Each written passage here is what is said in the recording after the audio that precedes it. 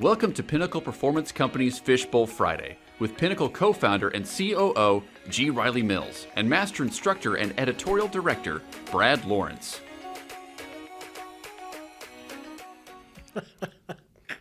It's Fishbowl Fridays with Pinnacle Performance Company. You've been waiting all week for this.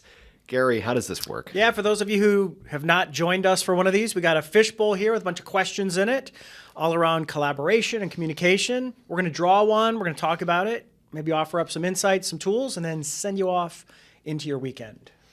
Want to draw? Do I get to draw this week? It's all you. Oh, Let's man. do it. You can draw anytime you want. You don't have to ask for permission. Oh, well, thank you. Oh, it's a long one. You mentioned pattern interrupts in a previous episode. Could you talk more about them? Okay. So just defining pattern Would interrupts. be happy to. So pattern interrupts, something we talk about and teach in the Pinnacle training and coaching sessions that we do. Basically, a pattern interrupt is, another word for it would be change up.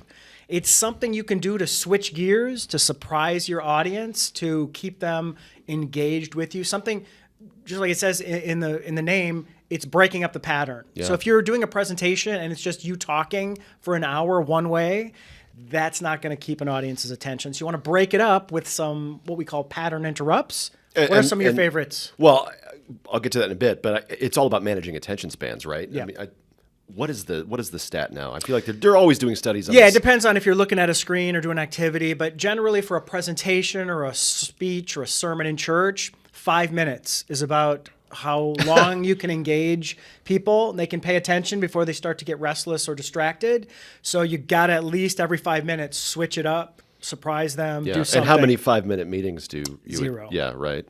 And that's in person. And I don't have any science on this, but I would be shocked if that number is not smaller. Yeah. When you're virtual. Oh, it's got to be smaller. has to be. I don't think there's any studies yet, but I know Gloria Mark, she writes about attention spans and when you're switching between screens and it's around 2 minutes. Wow. You know, we're just constantly switching back and forth. So pattern interrupts are meant to refresh that clock, to start that over again. Yes. Yeah. So some examples. The one that I default to all the time, because I think you can always come up with a reason to do it, is ask questions. You can always come up with a reason to ask somebody in the audience. And I try not to make the questions I ask general. I try to be specific about who I'm going to, and I try to spread it around so people never know. Yep. Oh, when's he coming to me? At some point he is. Yeah. So I got to stay. Yeah, focused that's a good here. one. Keeps the room alive. If I ask Ben a question, Darla over here knows I might ask her next, so she's going to stay on top of things. She's going to stay attentive. So asking questions, great one. Switching speakers. Oh, sure. So I Yeah. started out. I kick it off to Brad. Different energy, different voice in the room. That's for a way to sure. break up a pattern. Storytelling, which we've got to do an episode on at some point. Yes. Yeah, I hope there's a question in here about that. But stories are great, and they can take a lot of different forms. They can be short, they can be long. Yeah. Polling. So that's another one of my favorite ones is polling. You can do this online in your virtual meetings or in person, where you just say, all right, I'm going to ask a question. Raise your hand if you think this is the answer. Okay. Raise your hand if you disagree and you think this is the answer. And that way everybody's engaged. I want to know, did I get the right answer? Was I correct? Oh, wow, I was wrong. I was in the minority.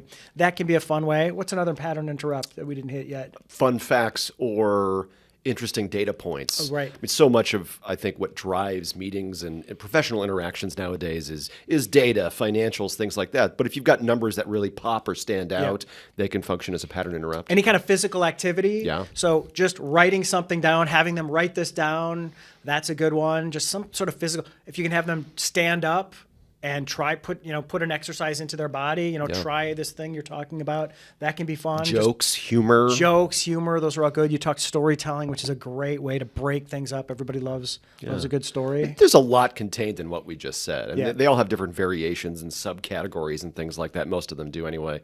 Something in there is going to work for Yeah. you. There's no excuse not to at least once every 5 minutes do one of those things. Yeah, so weave those into your meetings and your presentations, online or in person.